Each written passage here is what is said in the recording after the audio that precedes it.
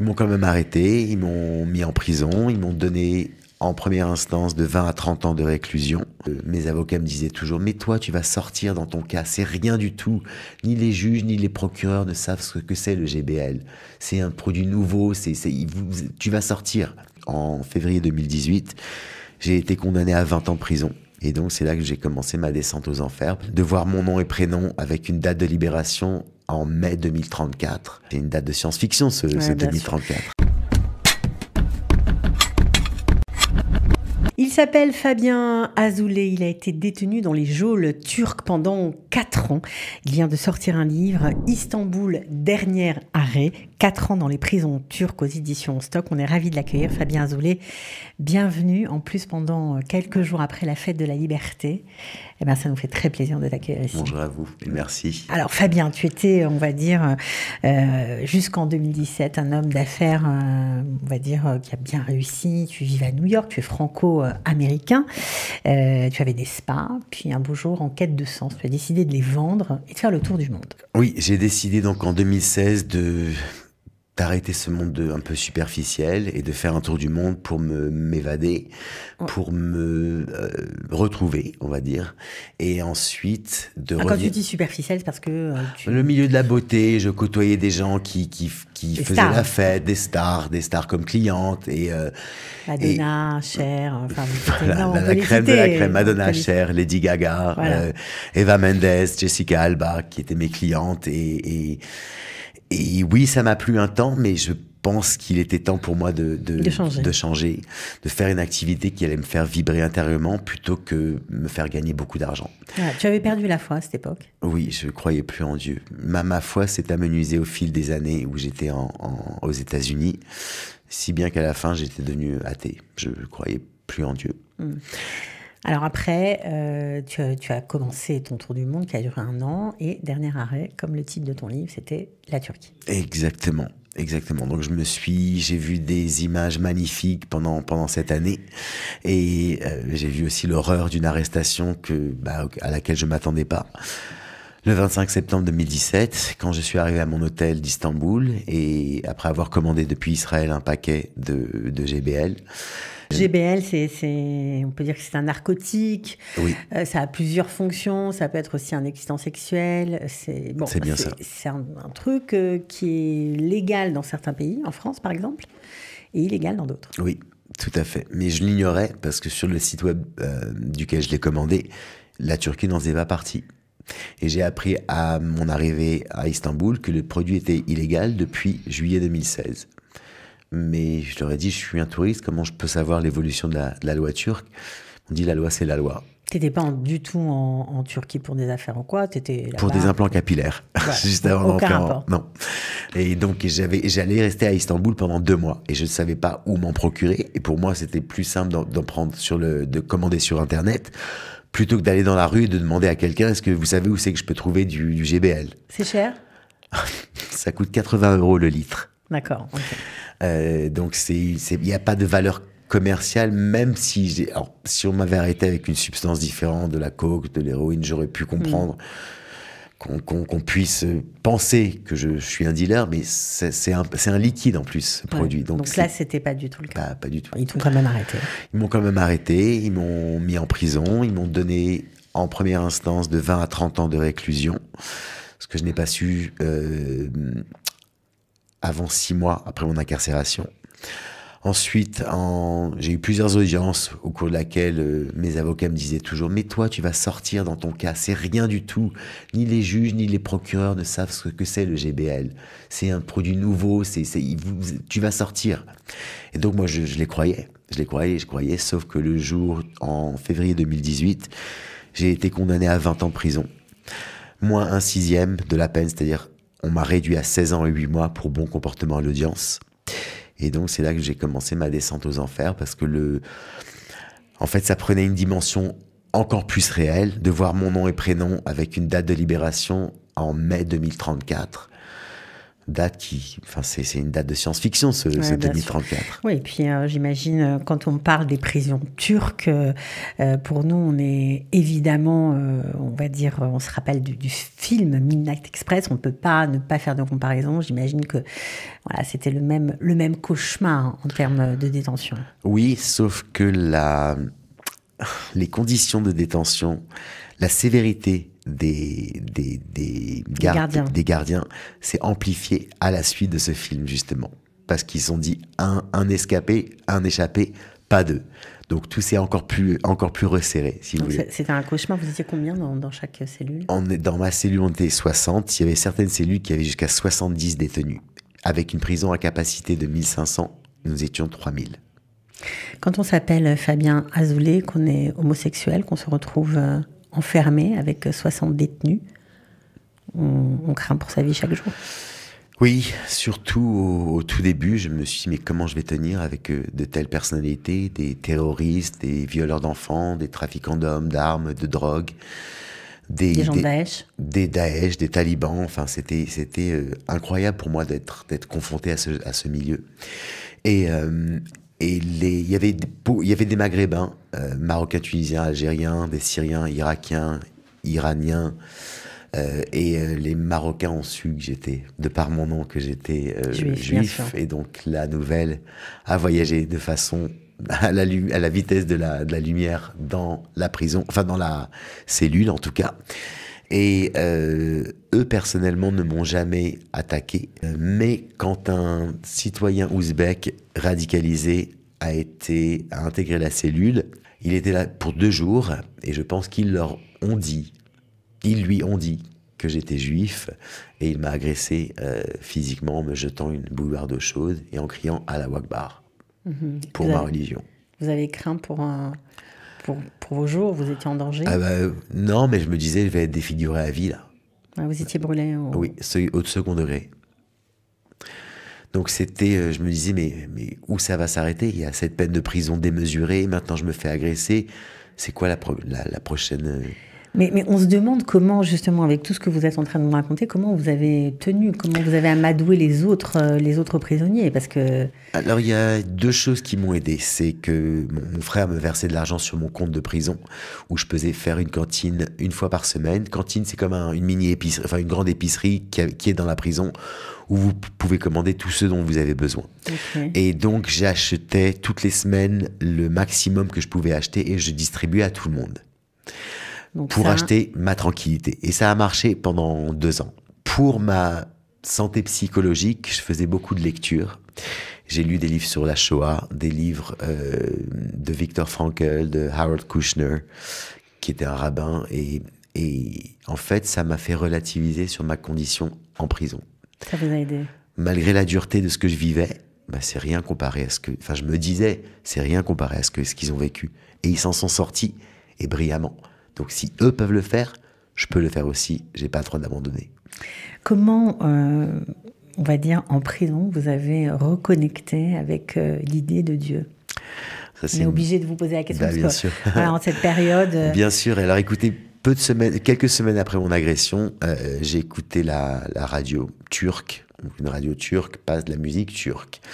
Et j'entends cette chanson que je reconnais de ma bar mitzvah. C'est la chanson Gam Gam Gam. Et au début, j'ai un peu la chair de poule parce que j'avais jamais entendu une chanson en hébreu en Turquie. Et je ne comprends pas les paroles. Sauf que 3 ans et quelques après cela, ou 2 ans et quelques après cela, je suis à la prison de la santé et je demande à mon père de me traduire les paroles de cette chanson. Oui, prison de la santé parce que vous avez été libéré, oui, j'ai été extradé. Ouais, pas extradé, transféré. Et donc, mon père commence à me traduire parce qu'il connaissait pas non plus. Et il s'avère être le psaume 23 qui dit quand tu seras dans la vallée de la mort, Dieu, serai là pour te tenir la main. Donc quand il m'a dit ça, j'ai pleuré, j'ai fondu en larmes et je me suis dit mais ça y est, mais Dieu était là avec moi pendant ma souffrance et il me guidait dans une bonne direction. À partir de ce moment-là, j'ai refait ma connexion avec Dieu. Ouais, j'imagine. Alors, c'est vrai que on doit s'accrocher aux signes quand on est en prison, quand on a vécu une histoire comme la vôtre.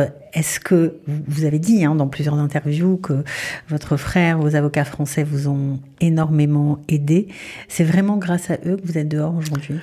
Grâce à mon frère, grâce à Dieu évidemment, mes deux avocats français, Olivia Montenot et François Zimret, mon ange gardien, Nissim, et ma mère qui m'a guidé. Pourquoi votre mère? Parce qu'elle n'est plus là depuis longtemps. Oui, en fait, j'ai toujours eu une connexion avec l'au-delà, avec elle.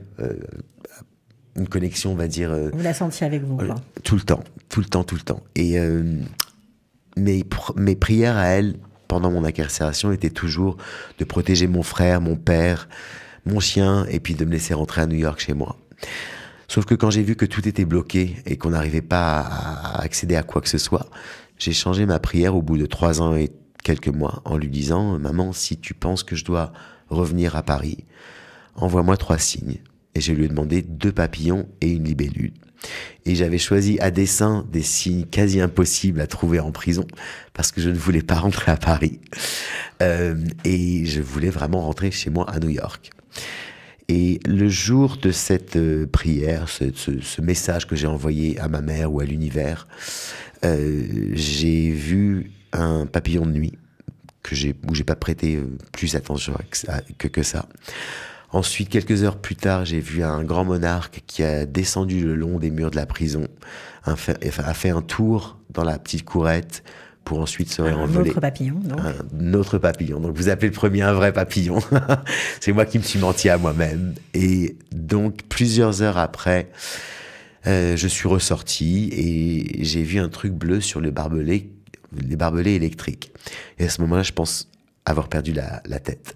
Donc, je demande à un co-détenu, mais qu'est-ce que tu vois là-haut, là, ce truc bleu? Et il me dit, c'est marrant, c'est une libellule, j'en ai jamais vu en prison.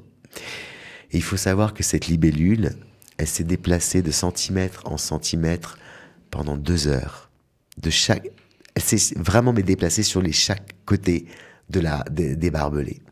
Si bien que si je l'avais raté une fois, vous l'auriez vu. Je l'aurais vue. Elle était là jusqu'à ce que je la voie. Donc qu'est-ce que vous avez changé après ça? Vous avez changé de prière? J'ai dit, ok maman, si je suis libéré, j'irai en France. Et à partir de ce moment-là, tout s'est débloqué. On a eu Macron qui a parlé de moi à Erdogan, en marge du G7. On a eu la médiatisation massive. On a eu 120 000 signatures sur la pétition.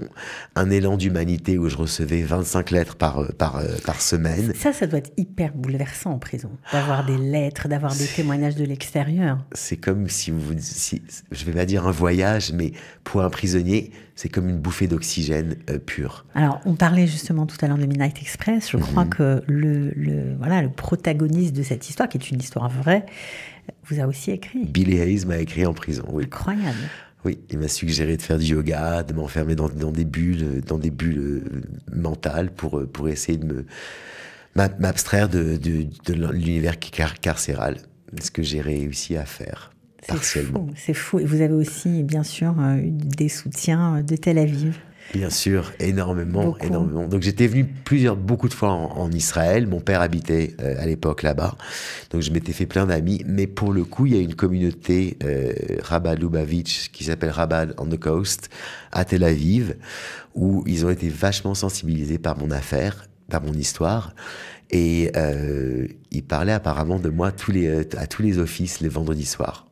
Prière pour jusqu'à votre libération. Jusqu'à ma libération.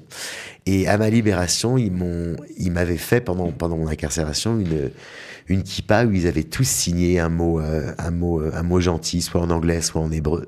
Et en fait, je vais la montrer. Oui, bien sûr, avec plaisir. Voilà, je la montre. Alors elle a vécu, mais c'est. Okay. Mais elle est particulière, cette kippa. Ah oui, personne ne me l'apprend. Elle a été signée par donc une série d'amis maintenant, que je peux appeler des amis, que je ne connaissais pas auparavant. Et en fait, il y a un survivant de l'Holocauste qui est allé par-dessus graver leurs mots. Et pour moi, quand j'ai entendu ça, je me suis dit, mais quel beau message, quoi. Parce que j'ai passé, moi, 4 ans en prison. Et ce survivant de l'Holocauste a dû avoir des stress post-traumatiques de ce qui lui était arrivé, il a quand même voulu graver les messages pour un ex-prisonnier. Ouais, c'est magnifique, d'autant qu'en ce moment, évidemment, face à votre histoire, on est obligé de penser aussi aux otages qui sont toujours emprisonnés. On espère qu'ils sont tous en vie, en tout cas que beaucoup le sont encore. Et évidemment, on espère, comme Youssef, qu'eux aussi pourront sortir comme vous, Fabien, pourront sortir libres. Il faut jamais perdre espoir. Non, jamais. Vous l'avez jamais perdu ? Je savais toujours, quand j'ai vu cette peine, je savais toujours au fin fond de moi que s'il y a quelqu'un qui allait me sortir, c'était mon frère. Parce qu'il avait une force en lui qu'il ne soupçonnait pas, mais que moi je connaissais. Et il est venu vous voir un certain nombre de fois en plus. 42 fois. Incroyable. J'ai vu récemment son passeport sur une table et j'ai vu tous les tampons Istanbul. J'en ai pleuré. J'en ai pleuré parce que mon frère, physiquement, il n'est pas très très bien. Donc faire des allers-retours, aller à la cour de justice, parler au procureur, conduire 1 heure juste pour 40 minutes de visite, dont la plupart étaient derrière une glace, un mur de glace, ça me fendait le cœur, quoi. Ça me faisait du bien parce que j'en avais besoin psychologiquement pour tenir, mais ça me tuait intérieurement de lui faire ça. Alors, on n'a pas raconté tout le livre, mais c'est vrai que lorsqu'on le lit, on est vraiment avec vous. C'est facile à lire et on est avec vous dans la prison, dans tout ce que vous êtes en train de vivre. On a du mal à le lâcher parce que c'est forcément prenant. C'est une histoire incroyable qui vous est arrivée, vraiment. On peut vous demander ce que vous allez faire après maintenant ? Alors oui, je crois qu'après 20 ans à New York et 4 ans en prison, côté résilience, je suis un peu bétonné maintenant. Donc, j'aimerais pouvoir aider les gens et de manière, c'est mon projet de cœur, donc je le ferai de manière gratuite, d'aider les gens qui ont vécu des traumas à s'en sortir. Parce qu'il y a toujours une solution, il y a un moyen, et si je peux aider, même à une petite échelle, d'autres à sortir de leur trauma. C'est ce que vous avez envie de faire. Ça, c'est mon projet de cœur. Et maintenant, mon projet pour gagner un peu d'argent, parce que j'ai tout perdu dans cette histoire, ça sera de faire du coaching d'entreprise. Parce que j'ai tellement appris aux États-Unis à ce niveau-là, et qu'en France, on est tellement un peu à la traîne. Ouais. Que c'est ce que je vais faire. Et peut-être un jour un film ou une série autour de mon histoire. Mais ça, c'est sûr, ça s'y prête tout à fait. Alors, je vais remontrer le livre. Voilà, Fabien Azoulay, Istanbul, dernier arrêt, 4 ans dans les prisons turques. Une histoire incroyable, extrêmement bien décrite. On est content pour vous que vous soyez dehors. On imagine que cette fête de Pessah a dû être tout à fait fantastique. C'était le meilleur depuis le décès de ma grand-mère, mon grand-père, où on faisait des grands cédères. C'était le mieux. On m'a repassé le plateau. Vous savez, quand on passe le plateau, on ne l'avait pas fait depuis plus de 30 ans, de 35 ans. C'était magique. C'était divin. Voilà. On va finir sur cette note réjouissante. On vous souhaite le meilleur, Fabien. Merci beaucoup. Vraiment, faites attention à vous et à très bientôt. À très bientôt.